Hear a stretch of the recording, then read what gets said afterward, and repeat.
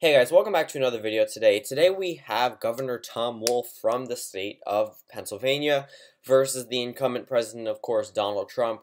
I'm not going to factor in the recent stock market debacle. I expect it to rise back up within a day or two, so I'm not really going to factor that in because I don't think it'll be something that will be a lasting effect on the administration. However, we're going to go through the electoral map with a number of factors together. So pretty much the state of Pennsylvania and New York, both Donald Trump's home state of New York and Tom Wolf's home state of Pennsylvania, both would go to Tom Wolf for obvious reasons. He may be a vulnerable governor back in 2018, but him coming from the state would definitely give him more of an appeal to the voters there, and I think that'll be good for his campaign, especially in a state that's pretty much a toss-up state at this point. But now I'm just filling in all the safe states respectively for each candidate. The Battleground States, let's see.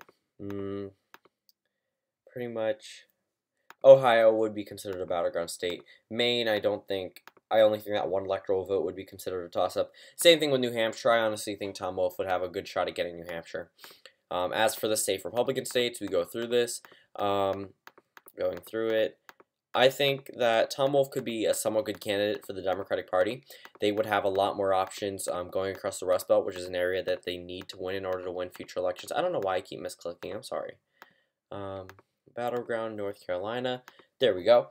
So now we have 214 electoral votes for Tom Wolf, 197 for Donald Trump. Some more obvious calls. North Carolina is probably not going to go to Tom Wolf. I don't think his appeal can really get down to the Southern voters, the older generations, especially senior citizens. They really vote Republican. So I'm thinking that these states, Florida and North Carolina, both would go to Donald Trump. However, across on the western coast, I think both of these states, they not only disapprove of President Trump, I think they will stay with the Democratic column, I apologize. Same thing with Virginia. I mean, after what we saw back in 2017, we know that the state is probably going to stay Democratic. Going over to Ohio, that's a key toss-up. Democrats need to look out for.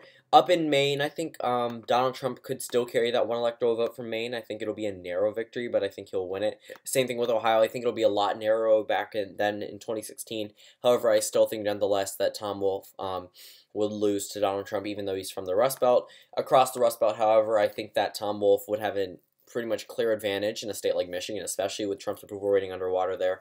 And Wisconsin, I think that Tom Wolf can gain back a lot of the white working class that really didn't think Hillary Clinton could be their advocate in the White House and could appeal to them. Well, Tom Wolf comes from the Rust Belt. His background, history, everything would play into his favor. Same thing with Minnesota, another Rust Belt state, giving Tom Wolf the victory 278 to Donald Trump's 260. Thank you guys for watching this video, and I'll see you all tomorrow.